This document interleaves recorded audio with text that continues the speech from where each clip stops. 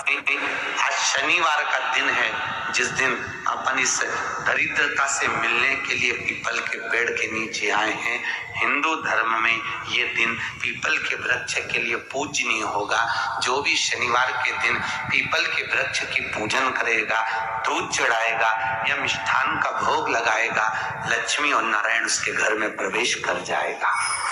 लक्ष्मी और नारायण उसके घर में प्रवेश करेगा। कुरान की कथा कह रही है कि दुनिया के सारे तीर्थ नहीं जा सकते, पृथ्वी की सारी नदियों में स्नान नहीं कर सकते, पवित्र नदियों में आप स्नान नहीं कर सकते, या किसी भी तीर्थ में जाकर एक रात्रि भी विश्राम नहीं कर सकते, या हमने जिंदगी में कोई दान करा ना करा, कोई पुण्य करा ना करा, कोई सत्कर्म करा ना करा, कोई शास्त्र पढ़ा ना पढ़ा, कोई शास्त्र सुना ना सुना, उसके बाद भी शिव महापुराण की कथा कहती है कि एक दिन में अगर मात्र एक बार भी आप शंकर के शिवालय में प्रवेश कर गए या मंदिर में प्रवेश कर गए तो सारे तीर्थ, सारी नदियां, सारे सरोवर, सारी बावड़ी, सारे तालाब, सारे कुंड के स्नान का पुण्य, दान का पुण्य प्राप्त हो जाता है। केवल शिव तत्व को प्राप्त कर लेने। शिव महापुराण की कथा कह रही है कि घर में जो दिया होता है वो दीपक भी कोई साधारण नहीं होता, उस दीपक की भी महत्वता है, उस दीपक का भी वर्णन है। महाराज एक बात और बहुत अच्छे से सुनिएगा, शायद आपकी जिंदगी को सवार, शायद आपके जीवन को सवार। मेरी जीजियों, मेरे जीजाओं, मेरी बेटियों, बेटाओं, कभी मौका लगे, शंकर भगवान के शिवलिंग के पास में आप बैठे हैं। यहाँ तक शास्त्र कहता है कि घर में अगर किसी को बहुत तेज बुखार आ गया है, बहुत तेज बुखार, और बच्चा उस बुखार में तप रहा है, बहुत तप रहा है, महाराज तुम जिस दिए में भगवान की आरती उतारते हो, जिस दिए से तुम भगवान की पूजन करते हो, कभी मौका लगा और आप पूजन करने के लिए गए,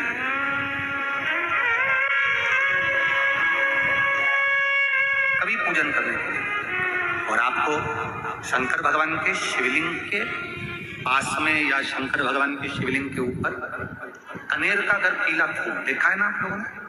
अरे बोलो तो जमके, देखा है?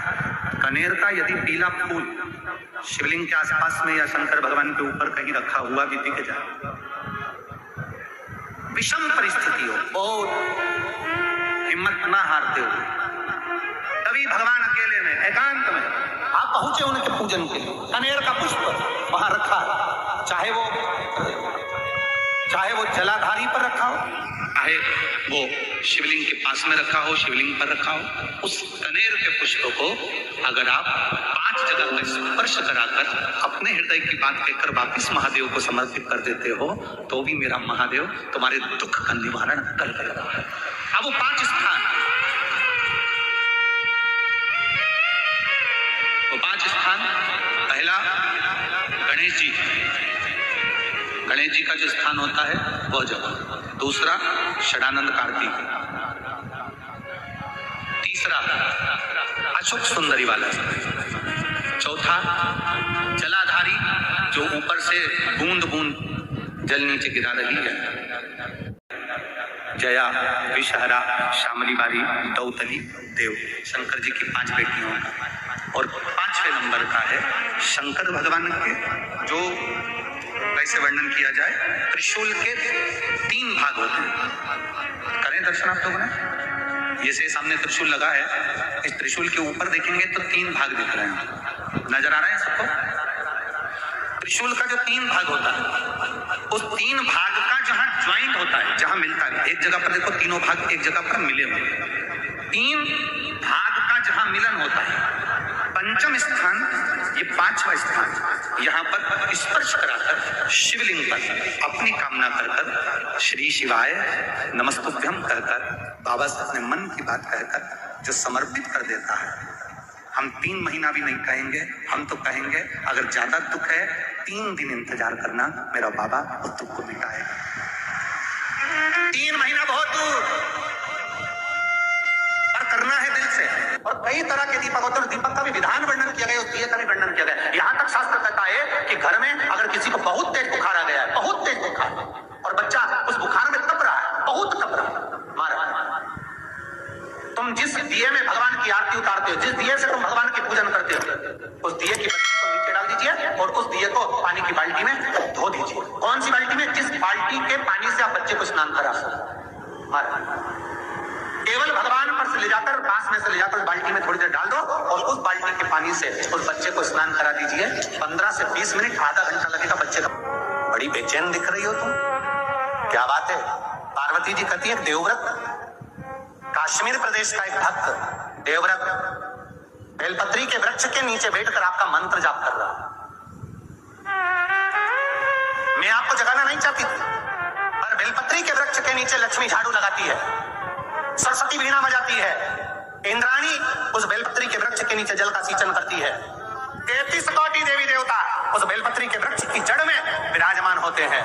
इसलिए देवव्रत एक बार पंचाक्षर मंत्र बोलता है तो वो 33 करोड़ बार गिना जाता है, ऐसा बेलपत्री का वृक्ष होता है। बेलपत्री के वृक्ष के नीचे एक बार अगर भगवान का नाम लिया जाता है तो वो 33 करोड़ बार, 33 कोटि बार गिना जाता है। एक मंत्र केवल नमः शिवाय, ओम नमः शिवाय, ओम नमः शिवाय, 33 कोटि बार गिना है, 33 कोटि। कितना सुंदर लिखा है। फिर वही वाली बात आ गई जो पहले कथा में कहा, अपने लिए अच्छा वाला घी छाट के लाना, अच्छी कंपनी का लाना, और जब यज्ञ करने बैठे, पूजन करने बैठे, हवन करने बैठे, भगवान का कोई पाठ पूजन करवाई, पूजन वाले दुकान पे बोलना कि पूजा का घी चाहिए, तो वो पूजा का सामान बेचने वाला भी चतुर था, उसने पूजा का ही घी दिया। तो इन्हें पूछा भैया ये घी कितने का? तो क्या 80 रुपए का? तो 80 रुपए का आधा किलो? तो क्या पूजा का है? भारत की भूमि पर इस मृत्यु लोक में पूरे विश्व में ऐसे कई घर हैं जिनके घर में गुजारा करने की भी आफत है, पहनने के कपड़े नहीं, किसी के यहाँ पर भोजन नहीं, किसी के यहाँ जमीन नहीं, किसी के यहाँ दुकान नहीं, कोई पूरी जिंदगी किराए के मकान में निकाल देता है। नहीं, मेरा एक निवेदन है, इस कथा को जितने छत्रपति संभाजी नगर के श्रोता भाई बहन श्रवण कर रहे हैं उनसे निवेदन करूंगा, आप हाथ का ठेला लगा रहे हो, सब्जी का ठेला लगा रहे हो, फल का ठेला लगा रहे हो, धक्के की जिंदगी जी रहे हो, दरवाजे पर बैठे हो, कहीं ना कहीं तुम दास्य भाव की जिंदगी जी रहे हो, तकलीफ में जिंदगी जी रहे हो, बहुत दुख की जिंदगी जी रहे हो, बहुत कष्ट की जिंदगी जी रहे हो, उनसे केवल निवेदन करूंगा 3 महीने 2 जगह पर जल चढ़ाना प्रारंभ कर दीजिए, केवल 3 महीने। एक शंकर भगवान के शिवलिंग पर, दूसरा बेलपत्री के पेड़ के नीचे, 2 जगह पर जल चढ़ाना 3 महीने लगातार चालू कर दो, बाबा तुम्हारा हाथ पकड़कर तुम्हें उन्नति की सीढ़ी पर चढ़ा देगा।